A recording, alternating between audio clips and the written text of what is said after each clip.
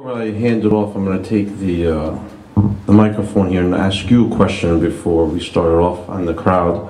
And that is, can you just give me a picture of the 13 countries or 12 countries you visited, the similarities that you saw among the Circassian diaspora, and the major differences that you can see among us? I should point out, not all of those countries were visiting your compatriots. Quite a lot of them were visiting other peoples from the Caucasus, because the book is, of course, not only about Circassians. Among them were Kazakhstan and Kyrgyzstan to meet Chechens, and in Karachay, and Poland, France, Belgium to meet Chechen refugees of the most recent wars. But of the countries where I met your compatriots, Kosovo. Well, the Kosovo community was always very small, and most of them left to go to my COP when the NATO bombing war was in 1999, wasn't it? So you know, I managed to find just a few old guys, but you know, I had at the time I had a stinking cold. I wasn't much to look at. And I turned up totally unannounced, not speaking a word of any language that they understood, and was immediately ushered into their home and sat down and given a cup of tea, and then some food, and then eventually they asked me why I was there, and I told them why I was there, and they were delighted to, I think. Well, they certainly showed every sign of being delighted to tell me all about the community and everything, and I think they relished having an opportunity, because I think they felt bad that the Circassian community in Kosovo is dying out, because obviously all the young people have left. It's just a few old people there now. The community in Turkey is completely different. It is, I think, actually, just listening to what people are saying tonight and what my other friends, Circassian friends in London, tell me, it's changed an awful lot just in the last 3 years since I was there. It's very active, it's very rich in cultural organisations, but they were very focused on cultural issues rather than politics. They're very keen to avoid offending the Russians. I think that's changed to a certain extent, and I'm hopefully, all being well, I'll be in Istanbul on May the 21st, and I look forward to seeing that for myself. In villages in Adapazarı and Dubce, I had the same warm welcome I'd had in Kosovo. The people, I was invited to a wedding immediately, where the dancing is magnificent, it's wonderful, and that was great. I experienced an awful lot of conflicting opinions about whether firing in the air was or was not a good thing. Young people thought it was, old people thought it wasn't. The fact that, to be honest, that the lines were fairly tightly drawn between those who liked firing in the air and hadn't yet known someone who'd been killed by the bullets on the way down, and those who didn't like firing in the air because they knew someone had been killed by bullets on the way down. So that took up a lot of my time. And then from there at Kayseri to the villages of the Uzunyaila, which is very bleak. I think I understand a couple of people here today are considering possibly going there in May. I would recommend it heartily to anyone who's interested in bleak but wonderful, beautiful scenery. It's all the villages are tucked into folds in the ground, and it's this astonishing long plateau that stretches for many dozens of miles. And then in Israel, Israel's completely different, because it seems like a Western country when you go there. It's very easy to travel around. It's very small. But I'm beginning to sound quite boring. That the Circassian villages were just like Circassian villages. They, I was welcomed. I knew one guy there, but that didn't seem to make any difference to anyone. As soon as I was there, I'm a vegetarian, by the way. I hope that no one holds that against me. I had a very amusing day making kebabs in Israel. This is meat. It was men's work. It was very serious, and we were preparing it for a wedding. I've no idea how many thousand kebabs. It was absolutely amazing. And then we had the wedding, and the wedding was just wonderful. The community there is so small, that if they have a wedding, they're sort of inviting a quarter or a third of the whole community to a really big wedding, and this was a really big wedding, and that was wonderful. It was a giant party and what's interesting is that in Israel, until sort of 20 years ago or so, the dancing at the weddings, they'd lost the Circassian dances and were dancing the same dances as their Arab neighbours. But since I understand it was an influx of a Jewish gentleman from, I think from Nalchik or possibly from Maikop, who knew the Circassian dances, and he taught Circassian dances. So now they like to compete with each other for the two villages, Rohani and Kfar Kamal. They compete with each other for the dancing. It's become a bit of a point of pride of who's got the most flashy and smart dances. So that was pretty special. And then again, Jordan was actually completely different, because in Jordan you kind of got the idea that Circassians run the show. They are, I think, they certainly seem to me to be the middle class in Jordan with Circassians, because obviously a very large amount of the population of Palestinians, and the Circassians seem to own the town, and their social clubs were wonderful, like big glorious country clubs with these wonderful cool lawns and ponds and swimming pools and tennis courts and things. But again, there was dancing and there was an awful lot of tea and a lot of new friends. So I feel like I've just said everyone's the same wherever I've been, but I've tried to sort of explain it in a slightly more roundabout way than that. But no, I've found that obviously in a lot of places, particularly in Turkey, that the language is no longer spoken by the young people, and but the traditions of hospitality and dancing particularly seem to have been maintained very strongly. And of course the community I haven't spoken about is Russia, and the Russian Circassians.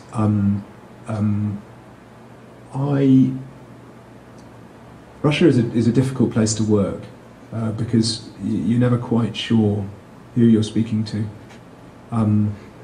and so in Nalchik particularly, because there's been a lot of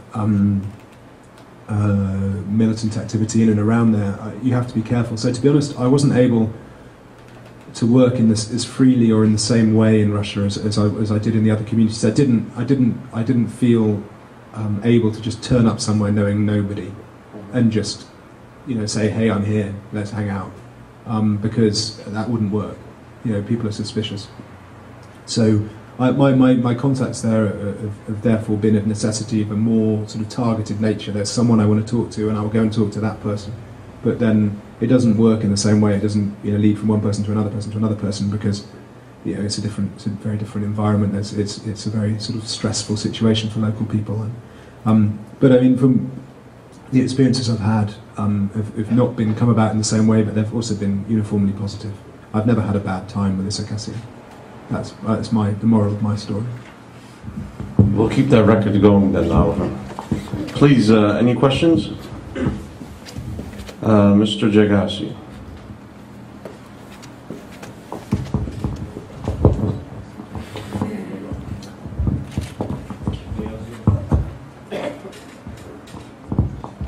How's it going, Oliver? Sorry about that. Not bad. You have a section in your book titled "Extermination Alone Would Keep Them Quiet." Can you please go into detail by what you meant by that?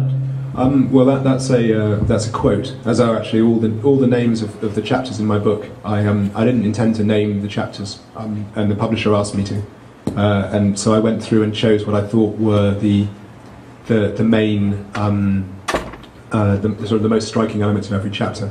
That, as I remember rightly, is a quote. I'm probably going to get this wrong. Actually, there are a lot of quotes like that. From Russian officers in the Caucasus in the sort of 1840s and 50s, who got very fed up with the fact that you guys just wouldn't sort of shut up. And I think there's a quote, an American traveller who was talking to a Russian officer who compared the Circassians to the Native Americans, and said, what can you do? These people, they don't understand civilization when it comes to burning down their houses. It's time that you just have to wipe them out. And I thought that was a very telling quote. There are a number of quotes like that. That's a particularly good one. which I think show that there was before 1864 that there was a strong opinion held very widely in the Russian officer corps that the way to solve the Circassian problem was just to get rid of them. It's very, very hard. Very hard because of the nature of Russia and the nature of the documents in Russia to be able to pin down, to what extent that was directed from above. But that quote, I picked that one out because it's very typical, and it does show a widespread opinion among Russians that the Circassians had to be got rid of, and which of course they then did. Please. I have a quick question. Hello. Oh, sorry, that is pretty loud. Hi. So your book has gotten a lot of coverage from every major magazine and periodical that's out there. It's been pictured with Robert Gates, so it's gotten around. And I was just wondering, what's been the reaction from the Russian side of all this? Because you go into you get very detailed in the sense of the historic tragedy that happened to the Circassians, on all the peoples of the Caucasus, especially the recent tragedies in Chechnya. And since it's gotten so much coverage this year, I imagine that, there must be some sort of response to it, if you could. There has been a certain amount. It hasn't been translated into Russian. The Russian publishing industry operates in a slightly different way to the Western publishing industry. It tends to be much more sort of vanity publishing model, whereby you pay for it to be published yourself, and I'm afraid I'm not really prepared to do that. There has been a degree of reaction, but the reaction has tended to be when reviews of the book have been translated into Russian. There's a website called InnoSME, which translates articles about Russia in English and French, whatever, into Russian, and then they're commented upon. The reaction has been entirely negative, as you might imagine. But what I was hoping it would provoke more debate. The issues I'm dealing with, what I think are the important elements of the book, are not issues that you can boil down in a 400-word review. Is why I wrote a book instead of an article. And so, particular things. Obviously the Circassian genocide, but also elements. There's an entirely separate genocide in Upper Balkaria, which affected the Balkar people. There's obviously the sort of the horrors in Chechnya in the 90s and early 2000s. These are major issues that you can't boil down to anything, and because the book has not been translated into Russian and English, English isn't widely spoken. It's very disappointingly, in a way, this hasn't provoked the debate I was hoping it would. But there's still time. But I have among Russian friends of mine who've read the book in English. We have a very good mutual friend, former colleague called Masha, and she was shocked. Actually, she just said, "I didn't know that." The degree of ignorance is total. It genuinely isn't that. In say Sochi in the Black Sea coast, people living there haven't sort of deliberately wiped out every trace of Circassian existence. They just didn't know the Circassians were ever there. It's not in the history books. There's one history book which I read for children, for quite young children, which says, in ancient times Greeks lived here, then Catherine the Great gave it to the Cossacks, and now there's us. That's it. There is in a book which I read for slightly older children, there is an ethnic map that has Circassians on it for the 19th century, and then there's a map for the 20th century in which the Circassians are no longer there. But that's not remarked upon. It just is. They were there, now they're not. It's sort of, the Circassians lived there in the same way the Greeks lived there. There were Greek trading stations, now there aren't because Greece isn't what it once was. That's all. And it's ignorance. It's not for ordinary Russians. Certainly in my experience, if explained what happened, that it's more just sort of astonishment. But actually, this is just yesterday I was talking to an editor from one of the US publications and trying to persuade them to run an article on Your Nation, and And I mean, he basically said in pretty much so many words, if these guys are so interesting, why haven't I ever heard of them? You know, and that's a very difficult attitude to break down. And the thing is, in Russian, the Circassians don't exist. There are three nations. There are Adyghetsi, Cherkessi, and Kabardinsi. And if you say these people are all the same, they say, well, why do they have different names? And the reason they have different names is because they were given different names by the Soviet government. Which is the same. The Balkartsi and Karachertsi are the same, but they have different names. And it is, the policy of divide and rule has been astonishingly successful. And, it's being broken down. I mean, young Circassians in Nalchik now who won't fly the Kabardino-Balkaria flag, they will fly the Circassian flag, which technically is actually the Adyghean flag in Russia. It's the flag of the Adyghean Autonomous Region. And that, so in demonstrations now in Nalchik, you see the green flag. You don't see the Kabardino-Balkarian flag, which is what you would have seen 5 years ago. And so it's happening. It's happening slowly, and Russia is responding in its sort of typically heavy-handed way, talking about the Circassian question and how this has been whipped up by the CIA and entirely invented to discredit the Sochi Olympics for some fell purposes that the CIA have. But why the CIA would want to discredit a festival of winter sports, I have genuinely no idea. But anyway, they do apparently. And this is, this is what you're up against, and some things never change. Please. Also, I can speak about the history books written in the 19th century or early 20th century. These historians that wrote about this region, whether European or Russian, is there a major discrepancy of how they documented events? Well, not really, actually, funnily enough. There are only two really major, sort of properly worthwhile books. One is by an English guy called Baddeley, who published his book in 1908. He didn't talk about the Circassians at all. He said, I'm not quoting from exactly, but basically his story is really about Imam Shamil. And he said, Imam Shamil surrendered in 1859. I don't want to talk about the Circassians because they didn't, and that basically messes up the story. Because it was this glorious story, the Imam Shamil fought and then surrendered. And the Circassians didn't, but I'm not going to talk about them. And then there's Berger, the Russian historian. He actually did talk about the Circassians, and he talked about, he's actually a very good source. He based it's the official history, he based it on the Russian sources. And he is the source for me of the 300,000 figure.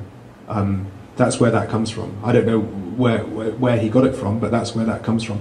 And he also, my book opens with the destruction of the Nogai people, who, if anything, have been even more forgotten than the Circassians.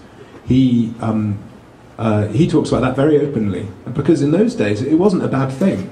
You wipe nations out. That's what people did. It's what all the other European countries were doing in Africa and in Asia, wherever. That's what European countries did. It's only now that France and Britain and the United States have apologised for this and said this was a bad thing to do. It's only now that Russia is ashamed of this and refuses to talk about it. We have a question from this lovely young lady. My question is, can you tell me the story behind this picture? The bones. Pointing at the bones. The story behind this picture? Well, that was in Turkey, near the town of Trabzon, which is one of the towns where the Circassian refugee camps were in 1864. It has some of the British consul who was based there wrote some astonishingly harrowing reports back home about what was going on in the camp and the level of misery that was there. I decided to go and see for myself what remained. This is the number of deaths could only have been, in the thousands, probably in the tens of thousands. That's a lot of bodies to bury. It seemed inconceivable that there wouldn't be something, that there had to be something to see. There had to be remains of some kind. And it also, as it happened, was the location where French traveller Alexandre de Fonvielle, who was one of the group of foreign volunteers who went to try and help the Circassians at the very end, sadly, and they left it a bit too late. But he also, when he was evacuated from Circassia, just sort of in advance of the final collapse, he also ended up there in the same refugee camp just outside Trabzon. And so I went there. I don't speak Turkish, sadly, but I went with a local guide, tourist guide, and we went to this village and walked around for hours. I mean, really hours, and spoke to everyone we saw, and no one had any idea what I was talking about. Genuinely, they were saying, Circassians are very well known in Turkey. The word Çerkes actually has a sort of, it's a very positive word in Turkey. It's a sort of all these implications of sort of, military glory and all this. So it's not like people didn't know what I was talking about, but they said, no, there's no Circassians here. They're in Kayseri or Adapazarı, and eventually. Well, actually, the bones were on the first day I went there when I didn't go with a translator, and I looked and I tried to find people who spoke English, and I failed really. So eventually, I just looked along. I wasn't really looking for anything in particular. I was just walking around and seeing what I saw, and I walked along the rocks. It's a very dramatic village. It has an old castle on a cliff, and so I walked along the rocks along the base of the cliff, and in the clefts of the rock were these bones. They're fragments of bones there, but they're so broken by the sea. You can't tell, even what they're from. One of them looks to me like a bit of a jawbone. But my wife is a doctor, so I asked her, and when I say it looks to me like part of a jawbone, it looks to my wife like part of a jawbone. But she tells me what to do anyway, so that's fine. So that's in the photo. They weren't. I put them next to each other in the photo. They weren't next to each other. I had to find them in different places, and that cigarette and they also put there to show how big they were. And then the next day I came back with a translator, and we walked around, and couldn't find anything. And eventually we were sitting outside the mosque waiting for a bus, drinking here. They have these little glasses of tea, and this old man came up. And we asked him, and he said, "Oh yeah, I know about the bones." And everyone, everyone around. There was just quite a big crowd because it's quite rare that a foreigner turns up and starts taking such an intense interest in this village. I think probably a bit of a first. And he said, "Yeah, when I was a kid, we were planting in one of our fields, and we dug right down. And the field is full of bones. It's only bones. I remember the gold teeth, And so we went, and he showed me the field, which is now full of hazel trees. And I asked him when we were up there. I said, what did you do with the bones that you found? And he had this sort of pause, and he said, well, we didn't really know what to do with them, so we threw them in the sea. So that's why I included the photograph of the bones, because I don't know if they're the same bones. They're probably not, but they're bones, and that's all I found.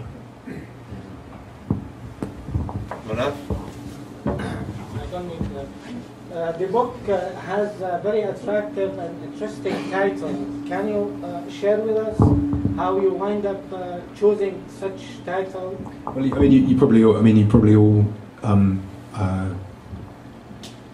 Maybe you don't. I hope you all know John Caloroso's great book about the Naat epos. I think he did a very very good job. Him and his colleagues, not only him, of translating. This gentleman was one of them. Huh? All the stories from all the different countries, and I found that book fascinating, and I found that story particularly attractive, in which God sends a swallow down to the Naats and says, you have a choice. You can be glorious and poor, or you can be rich and fat and boring. And what I particularly liked about it was the fact that in all of their stories, whenever they had any kind of choice to make, they always called a council. They would always get council, and they'll be feasting for 6 days. It wasn't a people to make any kind of quick decision. They were any excuse. They'd get together and they'd have a feasting and horse races, and eventually they'd make a decision. But no, this time no. They said, if our lives are to be short, let our fame be great. Let freedom be our path. No, let glory be our path. Let us live in freedom. I can't remember the exact words. And I thought this is a great story. I mean, what a wonderful foundation myth. It's brilliant. And I'd sort of written it down, and I had it on my wall, in front of in front of the desk. I had that. I had a Russian poem. I had that, and I had George Orwell's 6 Rules of Good Writing. And then I realised it was literally like about 2 months after I'd written this down and put it on the wall that their God didn't keep his side of the bargain, because they had a really miserable time. Obviously, you guys, were dispersed all around the world. You lost your homeland, but your fame is not great. It should be, but it isn't. People like the magazine editor. They don't know who or what or why that you guys are. And this is it was a deliberately ironic title to choose. Let our fame be great, because it's not. And that's why I chose it. And it's such the story is so appropriate for the sort of attitude. The attitude, if I can't help feeling if the Circassians in 1829 had said, okay, we'll become part of Russia. No one asked us, but that's fine. Circassia today probably would be like Georgia or something. It would probably would have been an independent republic of a republic of the Soviet Union, and then probably would be an independent republic today. But that's not how they operated.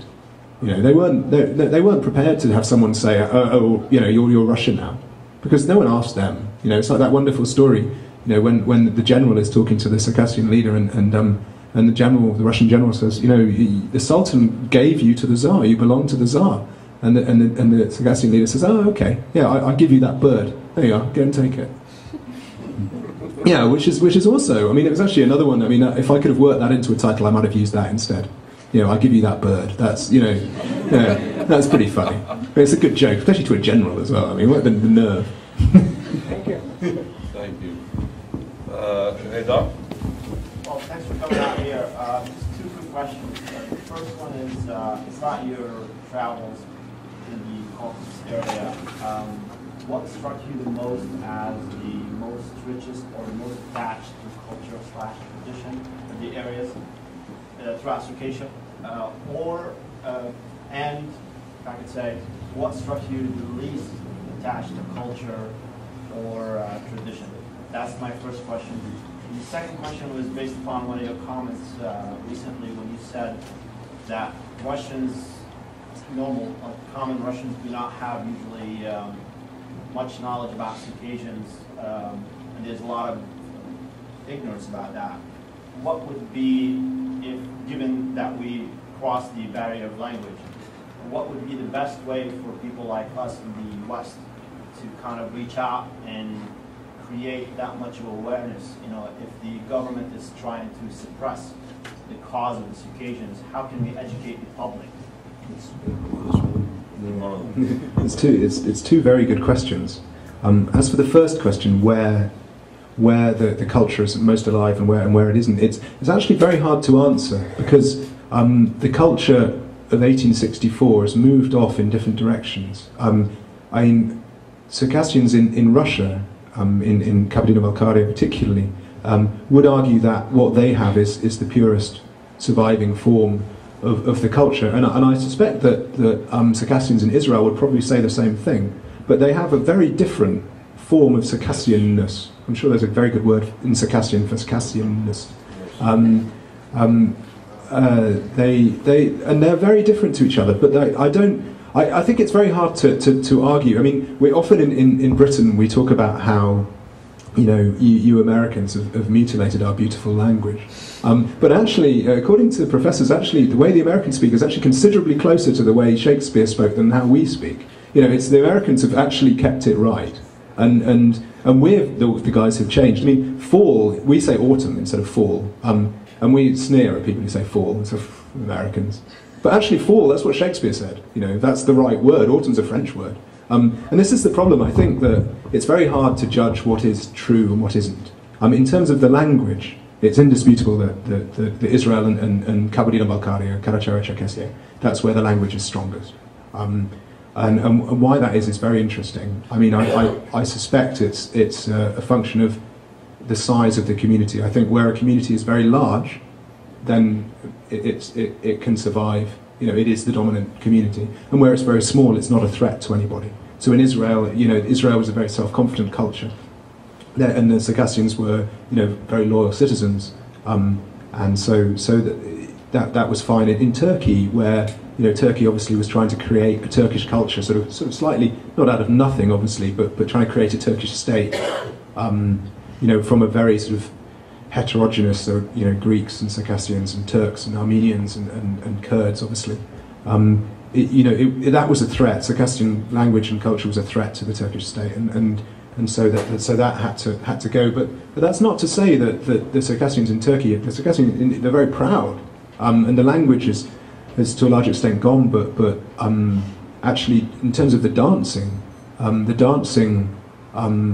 was more alive as I said, in Turkey than in Israel. In Israel, it had been reintroduced, Circassian dancing, when it had died out.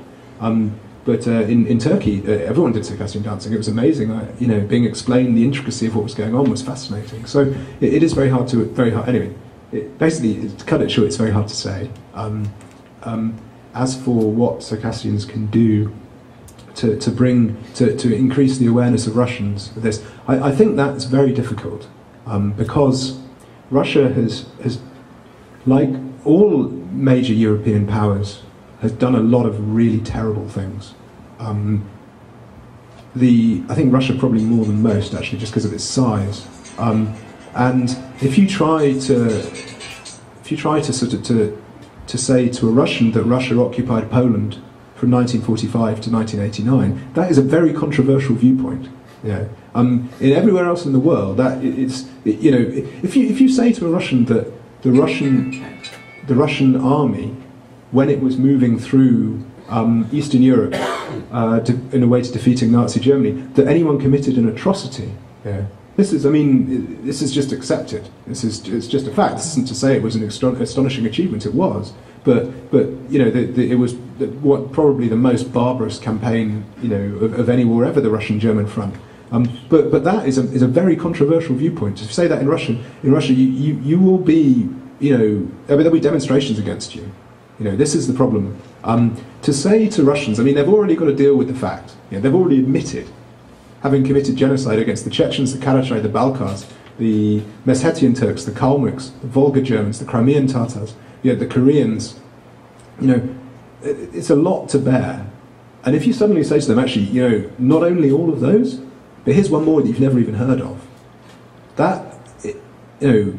It's a lot to digest from until 1991, them being the greatest place in the world, and then now, basically, they have to do the learning process that Britain, it took Britain and France from the end of empire in the 1940s to now, and people are still say, but we gave trains to India. Why aren't they grateful? There's still people who say that in Britain, and in Britain we've had 50 years to get used to the fact that we were exploiting them, and that was a terrible thing. In Russia, it's been the process of change has been very slow, and they don't have independent historians. They don't have a culture of history as a discipline. History serves a political end in Russia. They have a presidential commission to prevent attempts to falsify history to the harm of the interests of Russia. It's not very snappily titled. It sounds even worse in Russian. We've recently met them. Great. Well, the makeup of the commission, as you probably saw, is 3 historians and 17 Kremlin officials. That just sums it up.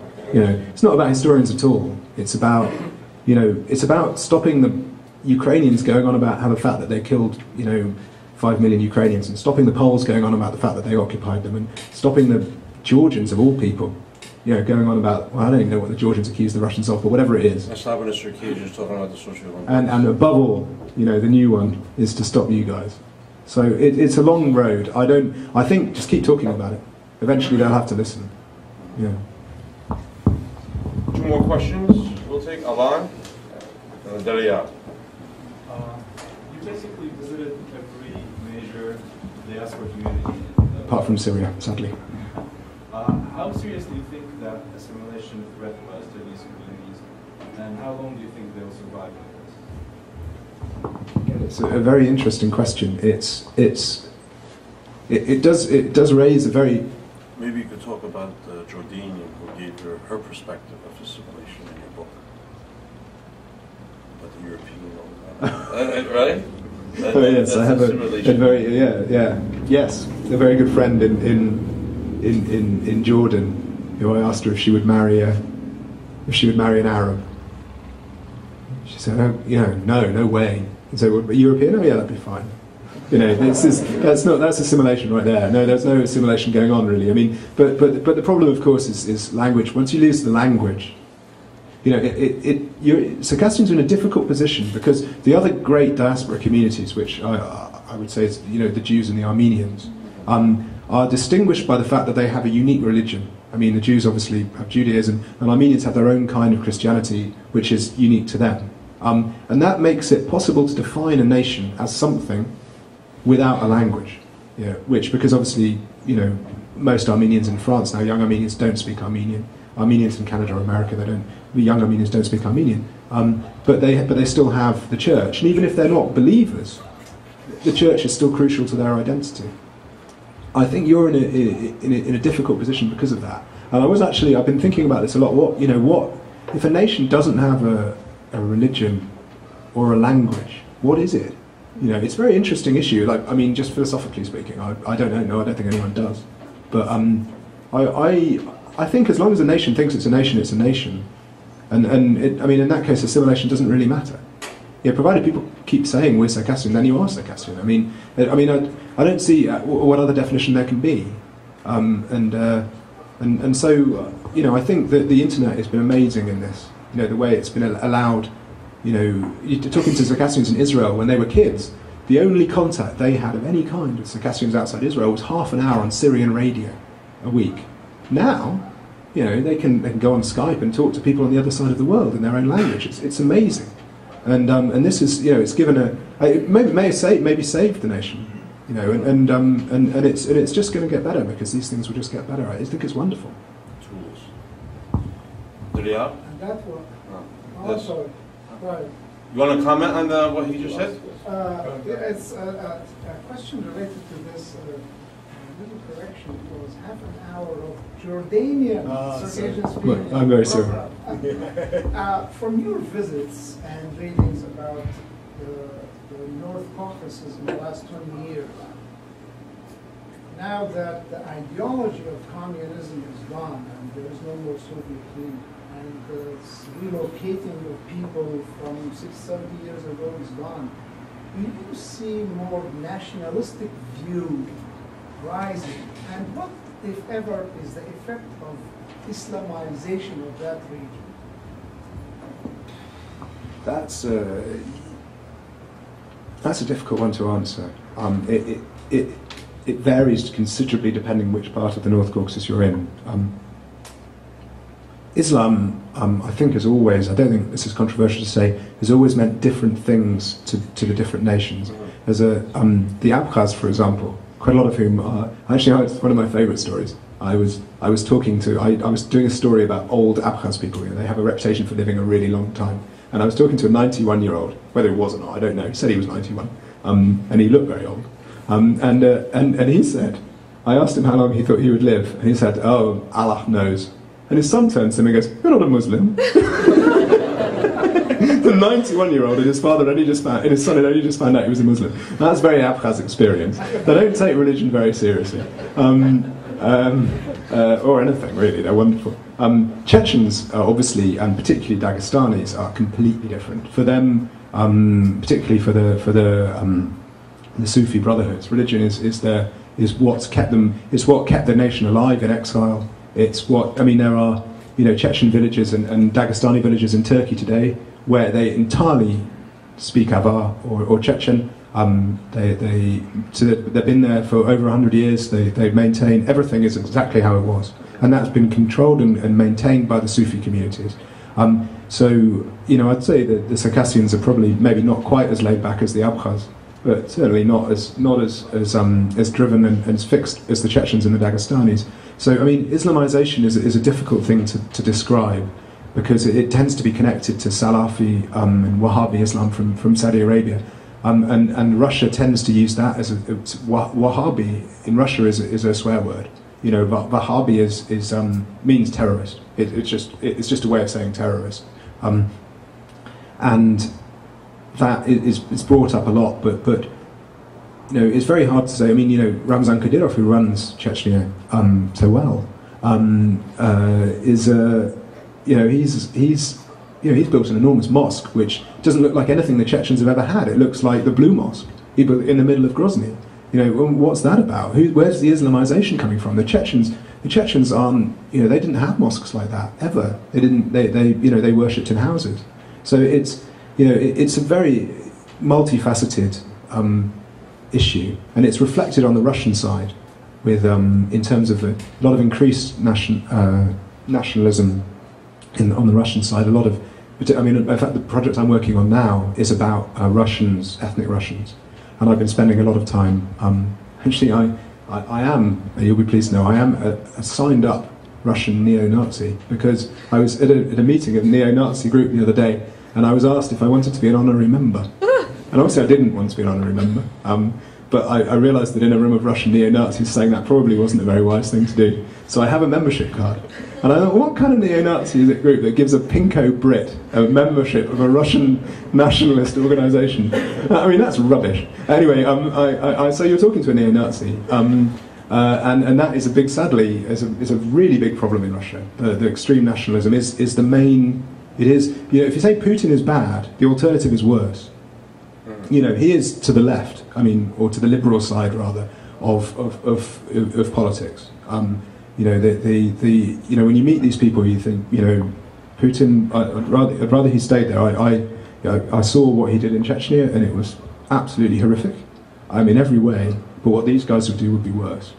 Wow. Yeah. Defiant? Well, my question is historical. Since you're an Englishman and a scholar. Welshman. What was my question is as far as the Crimean War? Why is it the British decided to go into Crimea instead? A lot of people, a lot of Circassians actually were hoping that the Brits would go in our direction and help us during that war. Why did they choose Crimea instead? It's actually an issue I've thought about a lot. I was talking to, there's a British historian called Orlando Figes who's just written a very good book on the Crimean War, and I was talking to him about this. It's not really an issue he dealt with, sadly, because I was hoping he would be able to tell me. I think the problem is, or I'm not sure if it's a problem, I think one of the great strengths of traditional Circassian society is, let's see how to put this, it's its extraordinary degree of organised disorganisation. It's very homogenous, but I think for leaders of the Circassians, it was a bit like herding cats. It was like if they were attacked by someone, then they would unite and beat off the invader. But time after time, when the Russians retreated and could have been destroyed, but weren't destroyed, because as soon as the battle was won, people didn't want to know. It was the opposite of the Russians, who could organise to defeat anyone. The Circassians were brilliant defensively, which is why Russia had to get rid of you and drive you elsewhere, because you were defensively you were unbeatable. But offensively, I think it's very different. I think in a people with no organised sort of central government, it's very hard to supply an army, to organise an army, because you need taxes. You need to have people staying at home, And try telling, I think, a Circassian warrior of those days, you're going to stay at home and work the land to pay for someone else to go. They wouldn't have had that at all. They wanted to go off and fight too, and I think that was the problem. I think it was very, and I think that the reason why the Circassians didn't do more in the Crimean War is because Russia retreated and it left Circassia, and I think that the nature of the nation was such that it wasn't able to take the initiative in an offensive manner, which I think is actually a wonderful characteristic. If all nations were like that, the world would be a lot better. No, my question is the reverse. Why did the Brits decide to hit Crimea instead of... I think that's because of the existence of Sevastopol, the port. In the geography of the Black Sea is such that because the Crimea sort of hangs down into the Black Sea, Sevastopol, which is an amazing port, one of the obviously with Istanbul, one of the great natural ports of the Black Sea. You are in close sailing distance of everywhere because of the way the Crimea juts down into the Black Sea. So with Russia controlling that, they dominated the Black Sea. And I mean, the Crimean War was a weird, pointless war anyway, in a way. They wanted to fight Russia, but they had to find somewhere to do it. Where do you fight Russia? Well, Crimea. Why not? They sort of cast around for a place to fight, and they picked on Crimea. And once they were in Crimea, they needed an aim. What were they even doing in Crimea? And they thought, well, it had to be Sevastopol. And then once, and then that was it. And once they'd captured Sevastopol, The So we may as well stop now, because we've captured Sevastopol, and which is, I mean, actually, it was an amazingly important war in terms of its long-term effects. In terms of its short-term effects, you look at it and think, why did they bother? Why did they kill all those people? But actually, in the long term, it was amazingly significant, and not least, of course, for the Circassians, because it was the impetus for Russia to reform the empire and produce the sort of the military machine that made it possible for them to defeat your nation. But and Imam Shamil as well. Very hard to write about the Circassians. I think in 10 or 12 or 15 years' time, I hope, someone will come along and will write a proper history, a proper book. One that, that everything's checked and right, and there'll be a professor. I understand that Rutgers are thinking of doing a bit of work in this direction, and that's absolutely brilliant, because what's needed is someone who can go into the Ottoman archives and work there for 2 or 3 years. I can't afford that. I don't have a salary. I do what I do, and I spent time in the British archives. But I can't afford to find someone who can speak Ottoman Turkish. When that time comes, when that person, or whoever they are, or those people, and I hope there are many of them, do a proper job researching the history of your nation, which I think will take a long time, because there's a lot of ground to make up. I wanted to ask you about your travels in Sochi. First, when you were there, did you meet any Circassians? And did you think there was a Circassian presence in Sochi? There is in Lazarovskoye, which is part of Sochi. I mean, Sochi is very big. There's a sort of enormous area which is called Sochi, which is in Lazarovskoye, which is there is a Circassian presence. I didn't go there when I was in Sochi. I'm not entirely sure why. I couldn't find anyone to talk to. I think I had a look, but it's very hard if you don't have a phone number or something, or you do have a phone number and no one answers. You don't have an email address or anything. It's very hard. Actually, I do now have 2 contacts for Circassians who live in Sochi, the small Shapsug community. And when I go back, I hope to talk to them. I'd very much like to talk to them. I've been in a bit of email communication with them, but it's a very small community. I think they did used to have an autonomy. I think in the 40s. Yeah, in the 40s, Shapsug Autonomous Street. Yeah, but it's always very small. I'm going to go with the last question here. The general, please, and we'll end there.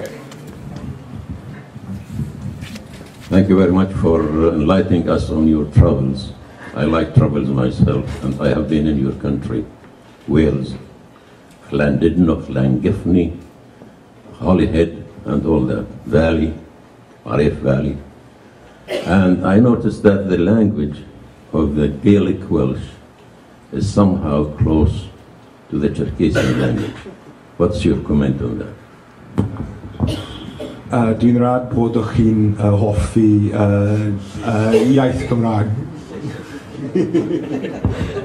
I don't think we understood that. I'm glad that you like the Welsh language. Okay. So let's thank Oliver for this great presentation.